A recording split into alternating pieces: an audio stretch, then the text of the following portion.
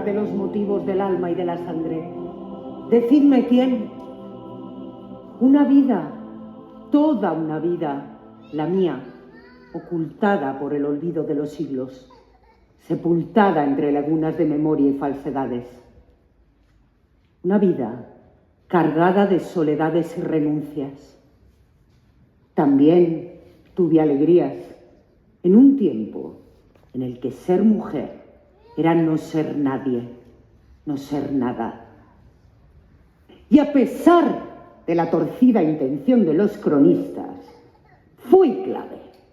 Sé que fui clave en los albores del nacimiento de este reino, el reino de Aragón. Qué guapa eras, mamá. Padre te lo decía. Ermesenda, qué hermosa eres y qué pronto te fuiste. Yo solo tenía 4 años. Y aquel invierno te busqué tantos días, tantas noches, desesperada, descalza por aquel frío suelo de piedra. Nací 7 años después que Sancho, cuando todos pensaban que madre había quedado estéril, seca. García nació 2 años después. Sancho era el heredero y algún día sería el rey. Nos queríamos tanto. Él me cuidaba y yo le admiraba. Nuestra infancia estuvo cargada de ausencias, privaciones y viajes. Aún recuerdo con dolor aquella mañana, cuando el conde Sancho Galíndez vino a buscarlo. Él era el encargado de educar y criar al futuro rey, pero solo era un niño. Aquella mañana mantuve la mirada fija en el horizonte desde la torre hasta que los perdí de vista. Me consuela saber que lo cuidó bien. Quiso mucho a mi hermano y aquel cariño fue recíproco. Me sentí a partir de entonces más sola todavía. Nunca disfruté del tiempo de mi padre, demasiado ocupado en sus empresas. Ni siquiera cuando llegó Inés, que jamás intentó cubrir el vacío de mi soledad. García y yo estábamos condenados a una existencia mucho menos notable, que nos llevaría inexorablemente por los caminos de la Iglesia o a ser simples objetos convenientes en la estrategia dinástica. En aquel terrible juego fui entregada en matrimonio al conde Ermengol de Urgel, viudo ya 2 veces, y que con 30 años me doblaba la edad. Con aquel matrimonio llegó mi olvido. Ya no era útil para los asuntos de mi tierra. Ni siquiera fui nombrada en el testamento de mi padre, Ramiro I. Convertida en condesa, sí, pero desarraigada, olvidada por el bien del Estado. Al poco, mi hermano Sancho casó, paradojas del destino, con Isabel de Urgel, hija de mi marido, fruto de su segundo matrimonio. Mi esposo conquistó Barbastro y por expreso deseo de mi hermano gobernó allí como señor. Pero yo no fui feliz. Tampoco fui feliz, ignorando continuamente cómo se deleitaba el puro estilo musulmán con sus furcias en los harenes de Barbastro. Fue en Monzón, en una emboscada, donde encontró la muerte. Yo quedé viuda con 20 años. Dijeron que mi matrimonio no tuvo hijos, que no dio frutos, pero sí los hubo. Sancha.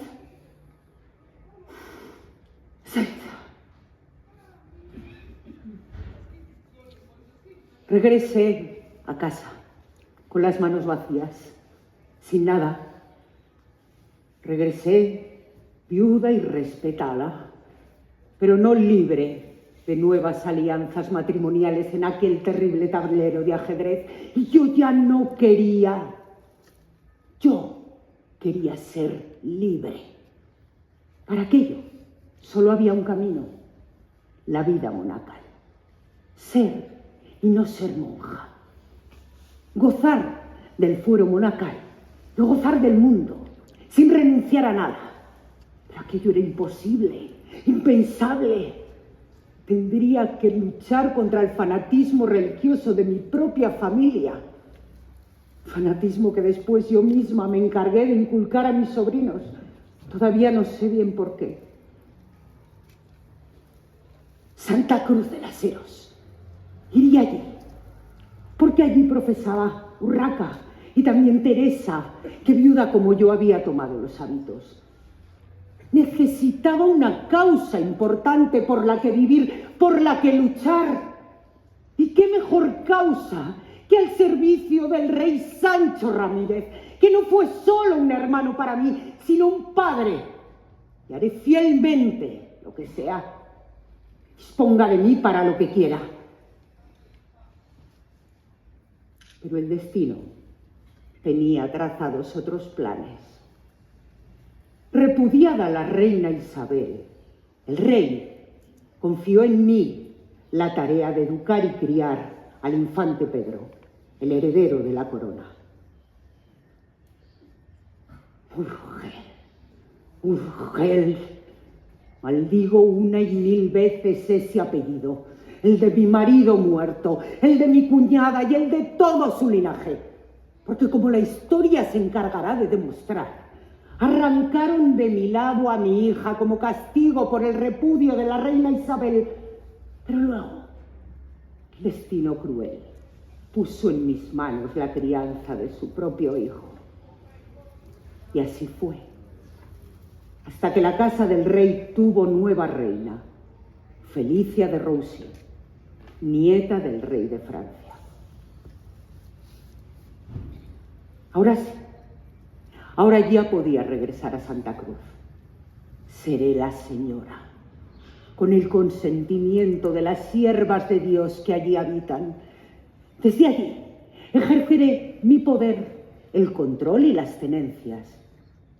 Y Siresa, también Siresa, porque Siresa, la corte y Santa Cruz han de regir todos mis desvelos y afanes hasta el fin de mis días. Allí he decidido fijar mi sepultura. Y lo haré en contra de la voluntad de mi hermano García, el obispo de Jaca, que verá cómo se escapan sus sucias pretensiones para ponerme a mí al frente, por expreso deseo de nuestro hermano, el rey, que es el que manda. Y no será la única derrota de García. Despojado del obispado de Pamplona, el obispo me nombra a mí tenente de la diócesis. García siempre fue contrario a la doctrina de Roma, pero es que nunca entendió que con aquel viaje nuestro hermano a Roma cambió para siempre el rumbo de este reino, el rumbo de Aragón. El rey necesita fieles, no traidores. El rey necesita rentas y no intrigas para la guerra. Los que se opongan morirán.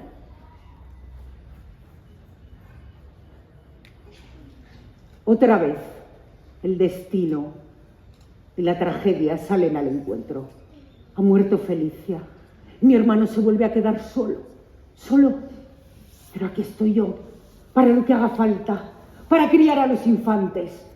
Alfonso solo tiene 13 años y Ramiro unos pocos meses. Y a mí no me importa renunciar a las audiencias, a los oropeles, a la vida pública, lo que sea. Nuestra llegada a Siresa, el paisaje nevado, el sonido sordo de las pisadas de los caballerías en la nieve, mi sobrino Alfonso de la mano, y mis fieles servidores, Fortunio de Secunt y Bernardo de Bonet, adivinando en la mirada de los siervos a mi paso el temor que produce mi presencia por mi poder e influencia. Quizá fuera esa carta Eso es clamor canonicorum.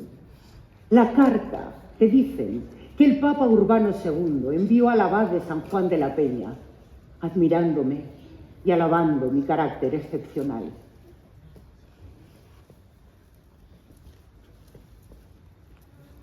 El tiempo pasa tan deprisa. Los infantes pronto serán hombres.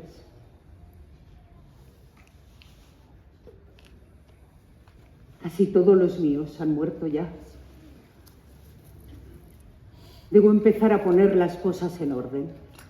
Mis propiedades para el monasterio de Santa Cruz de las Heros. Me preocupa su futuro. Y también el de mi fiel servidor, Bernardo. No quiero que le falte nada en los años de su vejez.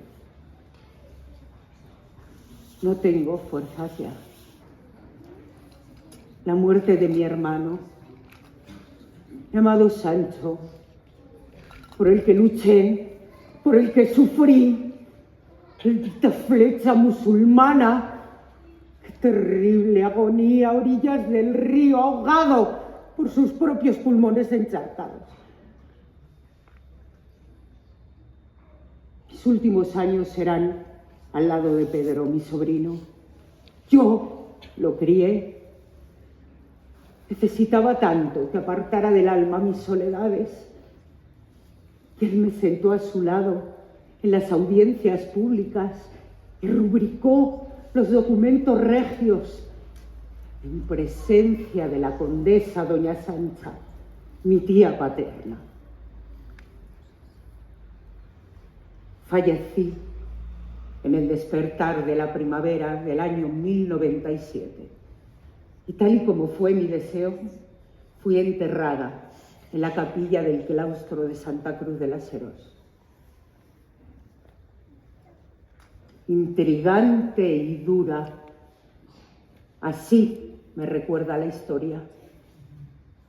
Pero yo solo cumplí fielmente lo que mi amado hermano, el rey Sancho, me ordenó.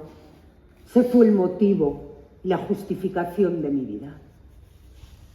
Obedeciendo y luchando con firmeza, se forjó mi leyenda. Rezando y a menudo amando en silencio.